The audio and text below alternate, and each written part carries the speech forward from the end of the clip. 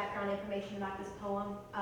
This past year, 2013, my mother was diagnosed with stage 3 breast cancer, and it's been a rough ride for all of us involved. But I think we've all become stronger because of it. So this is called A Poem to Mom. When I was younger, I wanted to be a pharmacist. My mother used to take me to work with her, and I would sit between the Adderall and the Prozac and stare at her as she monotonously counted the pills she packaged. She would whisper the numbers under her breath, and I could hear the small click-click of pills falling in the tray. She was always so happy with her customers, so helpful to everyone who came up to that small window. I wanted to be like that.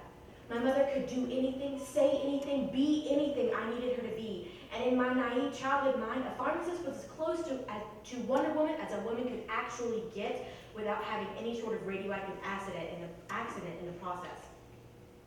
As I grew up, I would drop this idea of being a pharmacist because in the 3rd grade, I figured out I was stupid. I no longer excelled in everything, especially anything to do with numbers. A fear of these numbers would swallow me whole and set into my very soul, and for once my mother could not save me. This must mean I was stupid, right? That my very own kind of dyslexia had stripped me of my only dream. I thought my mother would be ashamed and that I could no longer follow her footsteps, but she just smiled and told me it was all right. In February of last year, my Wonder Woman was diagnosed with stage 3 breast cancer. She used her Amazonian strength to fight, but in the months to come, I would walk in on her crying more times than I could count. I would wake up in the morning and hope with all of my cells I might add, that wish to take the cancer from her body and put it inside my very own. I would hope that today would be the day she would get out of bed, walk in the kitchen, and actually want to eat something.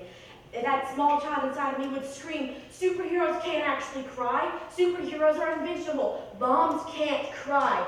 And I would slap that side of me so hard that she would shut up, and she hasn't really spoken to me since. My mother, who my whole life had taken care of me, now needed to be taken care of.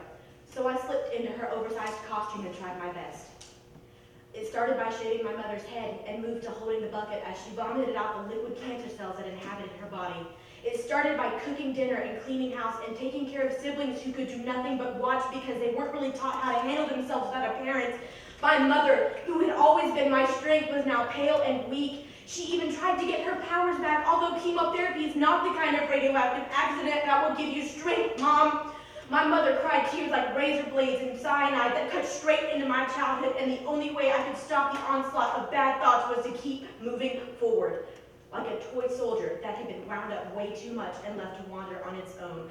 It eventually hits a wall, but doesn't stop.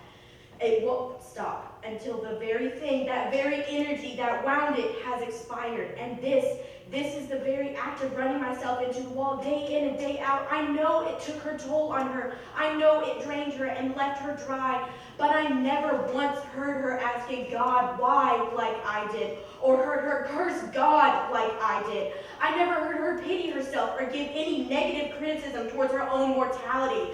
She only worried about my siblings and myself, and that is the depth of a superwoman that I could never achieve.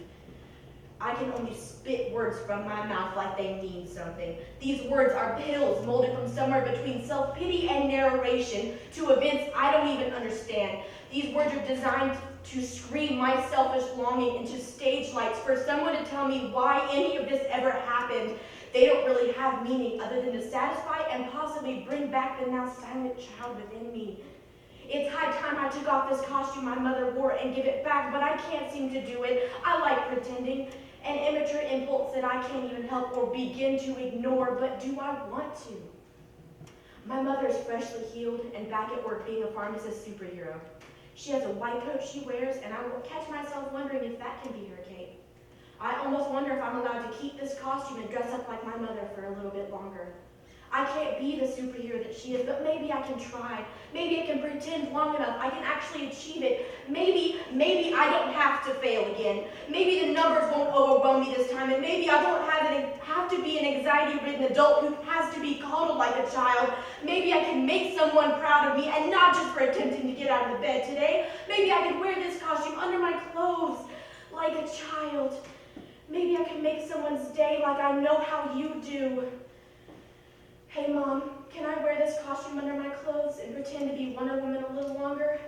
I'm denying the sun is going down and that it's dinner time, so can I play outside a little longer? I need to believe in myself, so can I wear it a little longer?